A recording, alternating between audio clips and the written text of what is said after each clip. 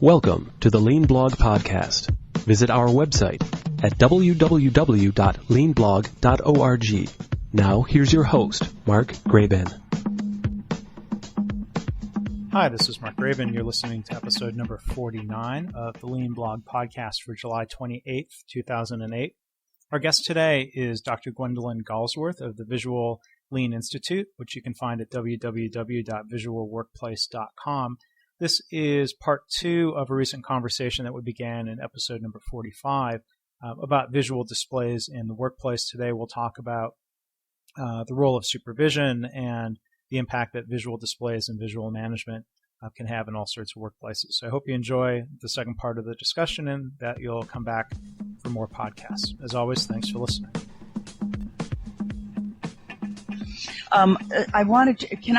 I'd like to just shift now the discussion to the next ripple, which is the story about supervisors. And this is something that I got from the Japanese, and it was my first trip was at 1983 or 84. I don't even know if you were born yet, Mark. I see your picture, and I was in elementary school. But what were you doing? Yes, let's not go there.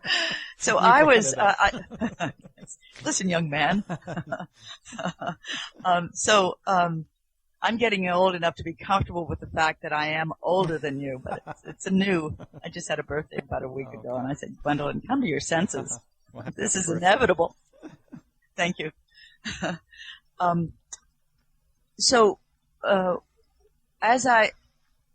When I was in Japan, it was like 1984, 85, we went to all the Toyota supplier, and it was great. It was just magnificent. And even though I had background as a Latin teacher and I used to start hospices and help people die, somehow or other I made the transition very, very quickly into manufacturing, and I got it, and I knew something was going on there that was magnificent. And I heard this phrase repeated, which is leaders of improvement, supervisors of improvement, managers. No, that's right. It was a manager of improvement, managers of improvement. And in the conversation, I said, what, to help us understand it? Oh, we never call supervisors because they're really managers of improvement. And it was like, oh my God. In other words, your real job is to so-called manage improvement, to make improvement happen. Right. And that dwelled with me it's been decades. I think I'm close to 2007. So it's been almost 25 years and about 7 or 8 years ago, I began to, again, look at the plight of supervisors and understand that they had the wrong job description, and so did their bosses, and that's why they were struggling. And I love that phrase, and managers of improvement. That's great. It is great, and I shifted that into becoming a leader of improvement, because when I looked, even better, when I looked up the word manage, and I feel like I've discovered either a jewel or I'm entirely mistaken. But when I traced the etymology of manage, it went back to a French word called ménage, M-A-N-E-G-E, ménage, ménager, and it means either to clean house or to exercise horses. And I thought, holy crap.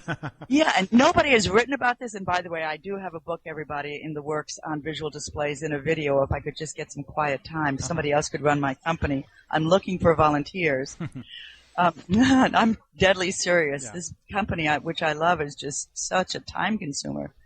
But in fact, originally, it means, if we take that etymology, it means to handle, to control, to guide, to direct, to get somebody to do what you want them to do, to train a horse.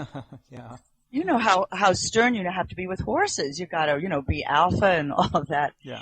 So I identified these 7 elements. One of those elements, and I'll mention it last, make an improvement contribution of your own.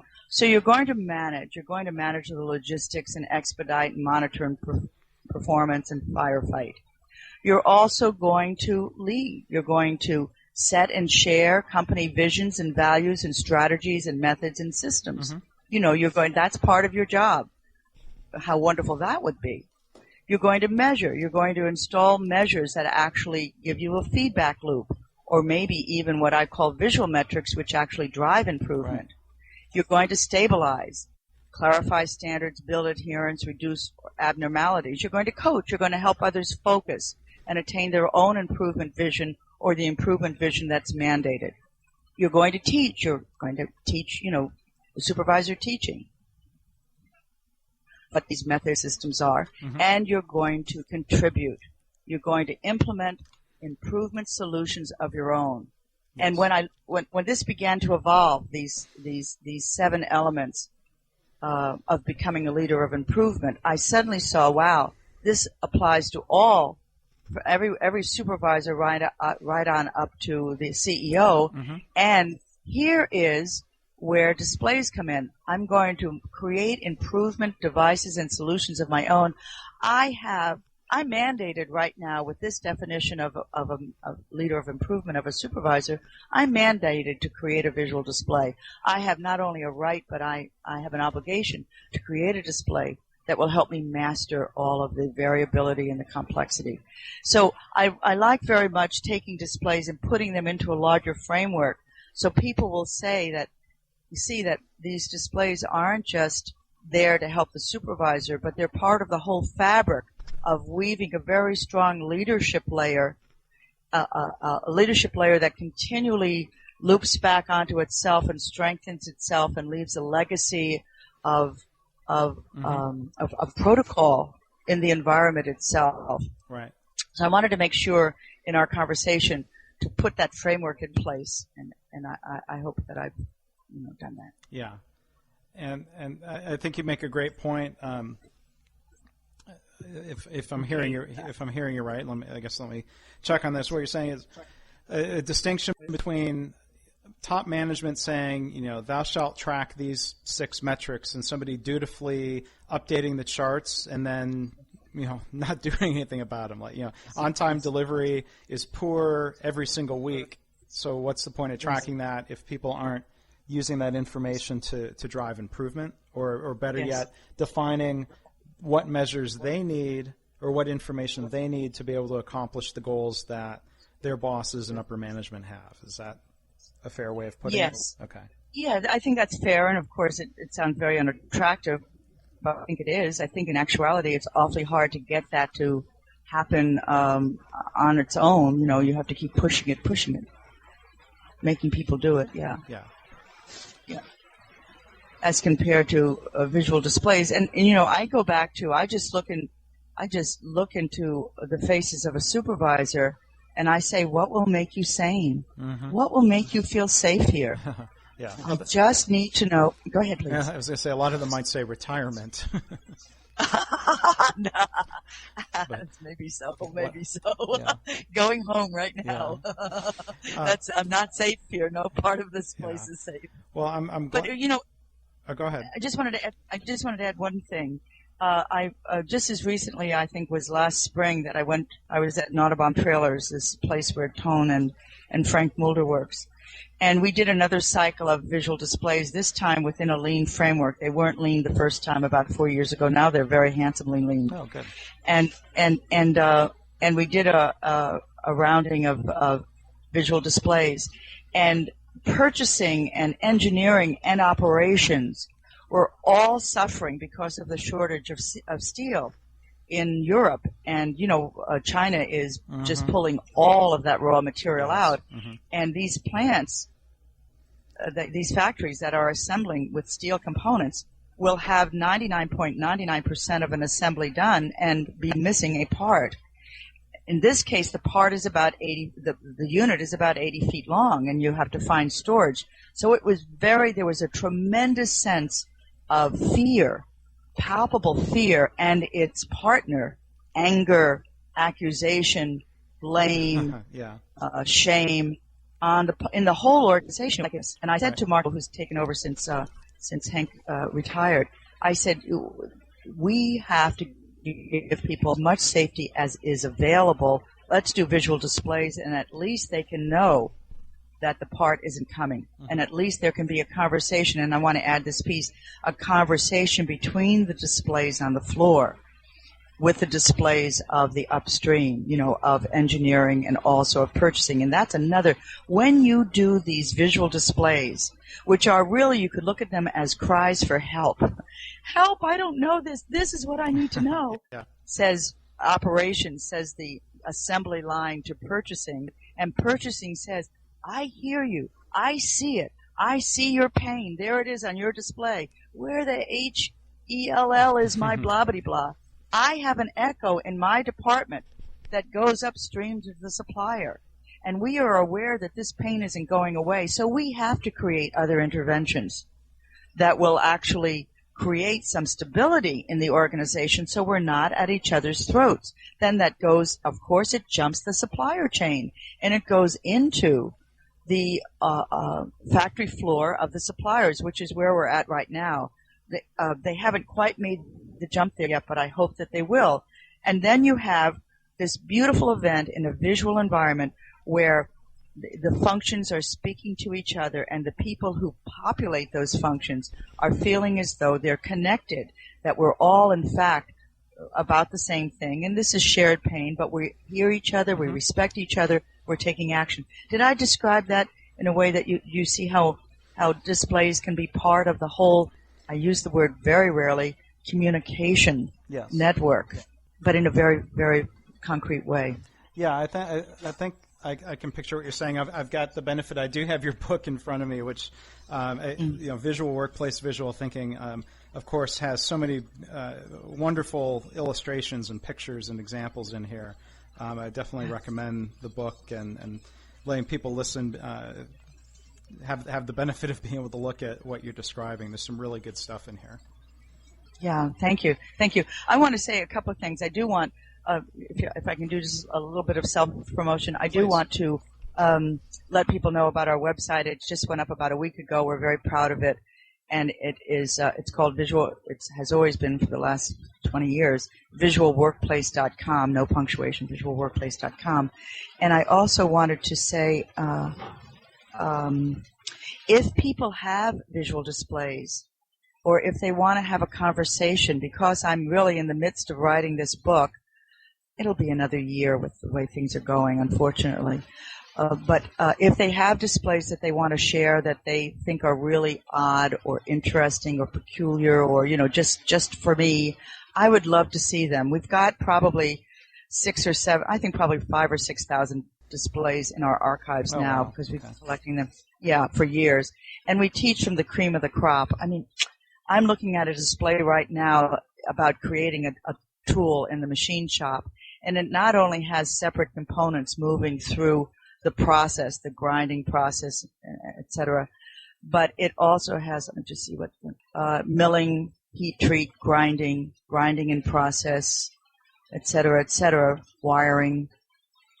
But it also has the dimension of time that is traveling through color coding, so that they have these 4 colors. They have, if it is red, it takes over 30 hours to make it. If the little magnet is yellow, it means it takes under 30 hours to make it. But if it's green, it means it's under 20 hours. And if it's blue, it means it's under 10 hours. So while they have this parade of components marching across the process of creating complex tools, this is wire mold 10 years ago, they also have how much time it's going to take, and so they can anticipate their bottlenecks. And the other thing that I want to say about displays is that displays are iterative, Mark, and that means that you get a display that speaks the truth, and then you go back again and you make it speak a new truth or more truth. You keep building the truth. You keep fine lining it until you get complete information at a glance. Okay. Well, I get very excited about displays. So if you've got visual displays, send them in. I'd love to have a conversation with you. You can send them in through our website, or if you send them to me directly, it's Gwendolyn at visualworkplace.com. But if I'm not home, I'm likely not to be able to respond at all if I'm traveling. And there was something else. Oh, we're having a visual workplace summit in the fall, and I won't put you on the spot to say I'd like you to be there, but I'm trying to figure out you'll at least come as a guest if you don't come as a speaker. We haven't done this before, but I'm very excited about this because this whole, we're calling it a summit. That seems to be the popular word for conferences nowadays. It's all about visuality. It'll be Don Guile will be there on visual pull systems. Martin Hinckley will be there on Poke-Yoke visual guarantees. Someone will be doing visual lean office. Somebody else will be doing visual hospital. Because I truly believe, this is me now with my big megaphone, I truly believe that visual is a very powerful partner to Six Sigma and also to lean. Oh, and Schoenberger is going to be there, and Norman Bodak, and we're giving a special award. I'm so proud of this, Mark. There's a gentleman named Don Dewar who founded Quality Digest decades ago, and he's the guy who brought quality circles to the United States like in 1978. Oh, okay. Now, wow. I know you weren't born by then. Yeah, I was. and he was. One of these days, we'll reach back into my life, and you will not have been there.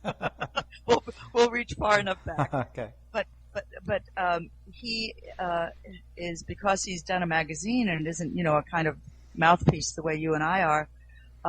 He hasn't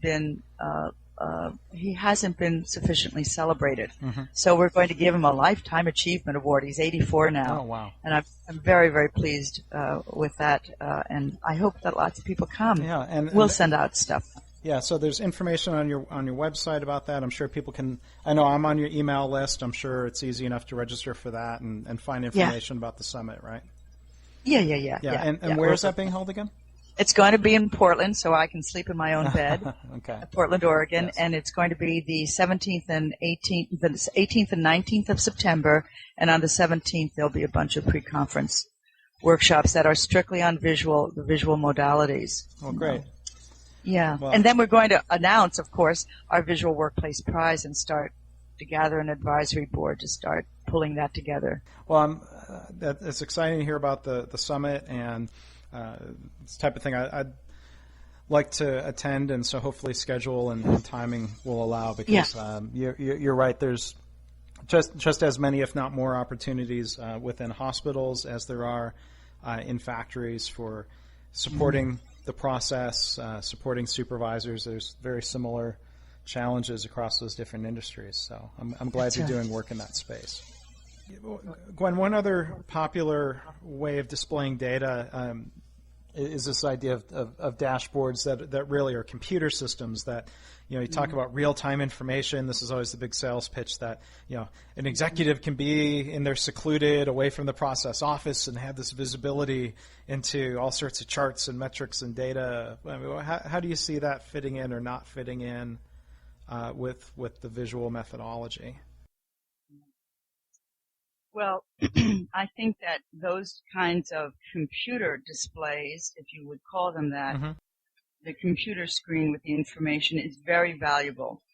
They are as valuable as the dashboards that we spoke about earlier. They lack a few of the dynamics that are also important, but for other reasons. What are those? So if you want to have a snapshot, that'll give you a snapshot. Yeah.